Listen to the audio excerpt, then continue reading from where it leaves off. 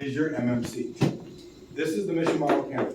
Now, I didn't fill in any of these blocks because I don't want you to focus there yet. Right, that's a later lesson. When we're gonna spoon feed this thing to you. This is the mind mapping tool that we alluded to yesterday.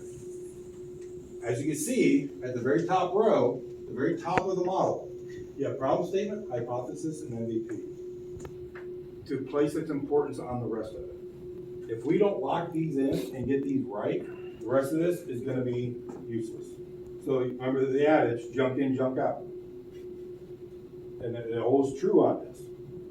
People will work through this, but they didn't refine their problem statement or their MVP and hypothesis, and the rest of it just fell apart. Within minutes, especially when they go to try and defend it or pitch it, there's not enough there. There's so many holes, it's worse than Swiss cheese. Right?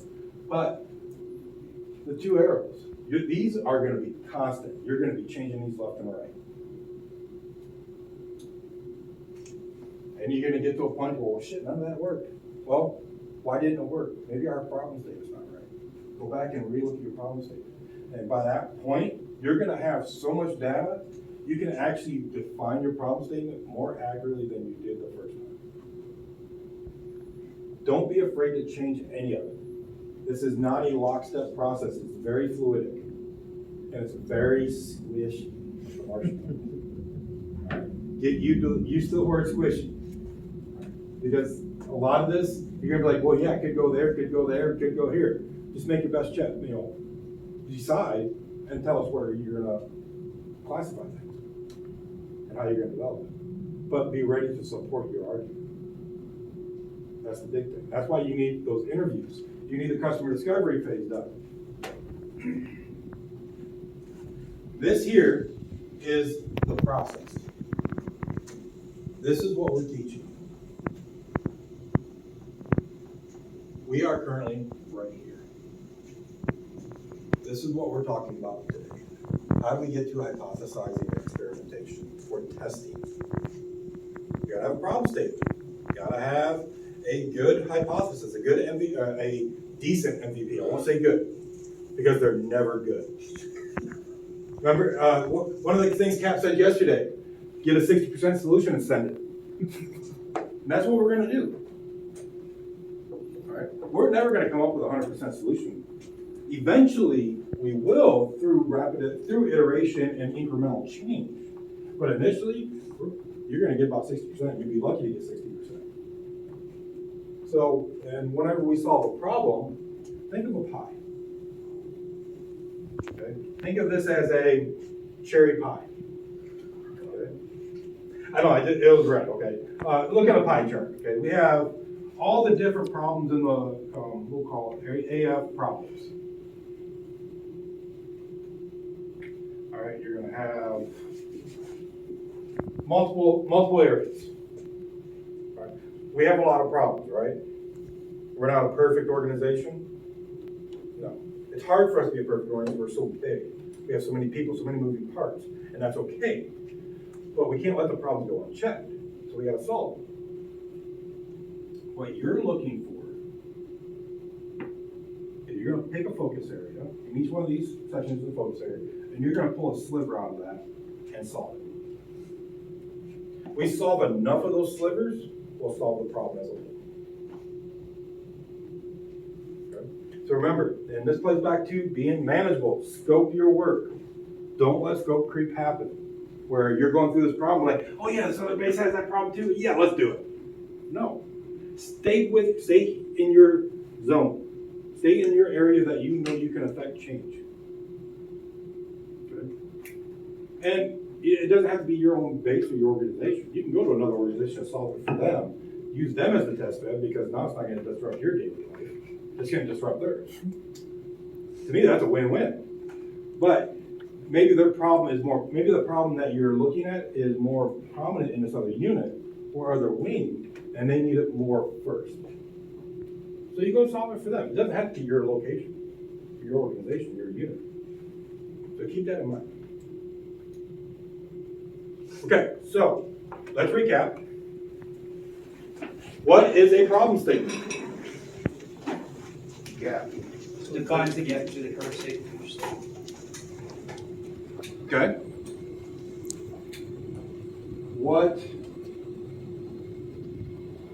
What does it need to focus on? Beneficiary stakeholders. These Well, include all of them. yes, it needs to include it and focus on, but there's other pieces. So this right here all plays into here. I just didn't want to rewrite it multiple times. But this is the core, or the core foundation of a sound problem statement if it identifies all three of them. Okay? If it solves the unmet needs for all three of them. All right. Unmet needs are what else? Are another thing that should include what else? Specific. Okay. Give me an example of a specific problem.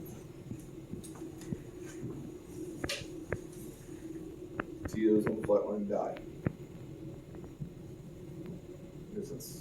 Yeah, What's a TO? technical order. You put them on tablets.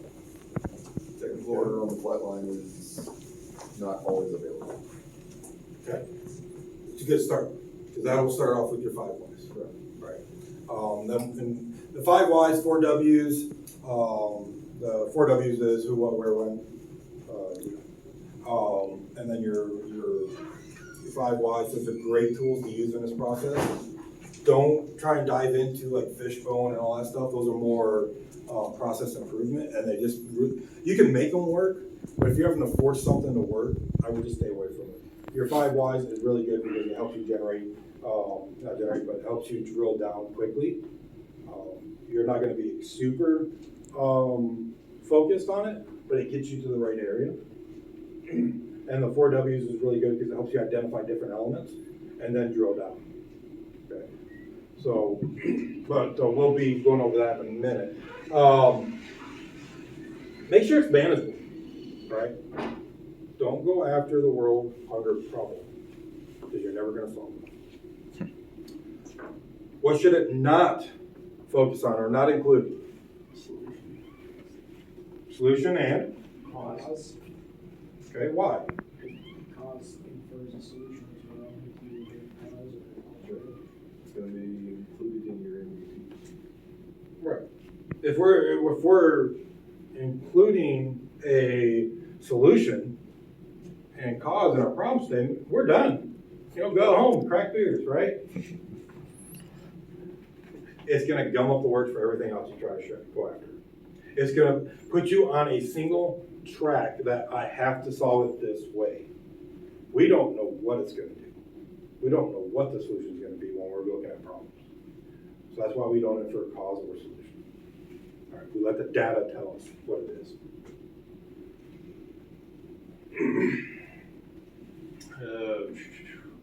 Why is alignment important? So we can actually fix the problem instead of, it kind of, once you get distracted from one piece, the rest fall off. Can you explain that a little bit more?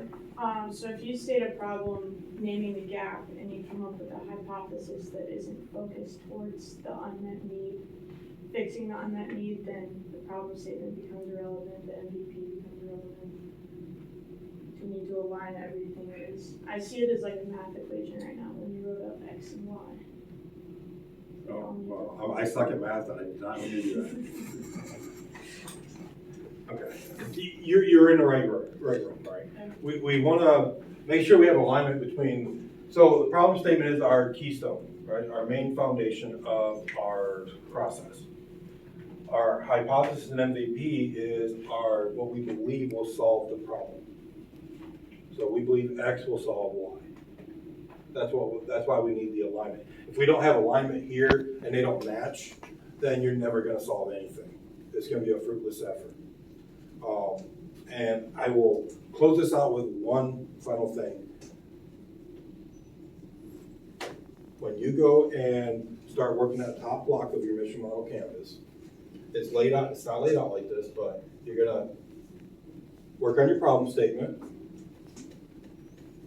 The initial phase, you're gonna go out and do customer discovery, right? Because you think you have a problem, but you don't have an MVP because you don't have enough information. When you get to a saturation point of data, you have enough data, after about 100 interviews, you're gonna develop what you believe is the solution based on the data, your MVP. And then you're gonna create your hypothesis using the MVP. So that throws you for a little loop, but if you really want to nail this, really understand this process and make sure that you have alignment, do your problem statement, get that refined, defined, and specific and narrowed in and focused. Go out, collect your data. As you get enough data, step back, be like, okay, what is my unmet need? And how can I solve that? I can solve it with a policy. The policy is my MVP, okay? So I'm gonna write down a policy. Then I'm gonna draft my hypothesis. We believe that this policy will solve problem X for airmen within the flight line maintenance squadrons. See how that kind of works out a little easier? Okay, so just think of it in that step, and you'll always have alignment, you'll always have a sound hypothesis or testable hypothesis and MVP. And really that's what we're after, is for you to go out and test that MVP. The hypothesis just tells you how you're gonna test it. And it's either gonna pass or fail. That's all there is to it. Can you speak to the H1? So, I'm sorry. It's a habit of mine. Hypothesis is expressed in a lowercase h or a capital H with either, so you always have, in field research, you always have,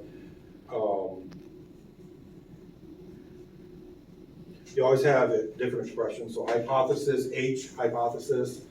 The N means the null hypothesis, your baseline. And you want to, you're aiming to reject the null and accept the alternate, which is expressed as a 1. So in a complicated way, you just said that it is okay to have more than one hypothesis. Just don't put them in your MVP block.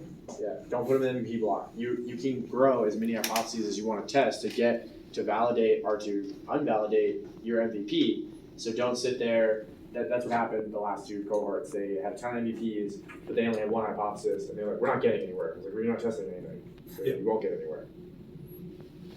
Yeah, you should be testing one MVP at a time. Was that in statistics?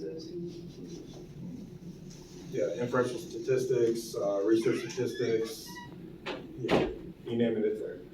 That's just a habit of mine, that's how I express it. And it's easier to write just that up here than write out hypothesis every time. And we'll have an expounded point on that too. Like when you have your H1, what's your Q1 through Q4 that your team's going to go after questioning? So we'll expound on that more. Yeah. After once you leave, then come on. Well, questioning comes this afternoon. But you can do it too. No, it's. Yeah. So questioning interviews. So when we go to that section, I'll show you how you take your hypotheses and then you take your group and orient your group towards your questionings that you're going to ask. So for your notes and things like that, team orientation, team tracking. Okay, any questions? All right, I'm going to hand it over to Cap to go over hypothesis generation. Yeah. And boom.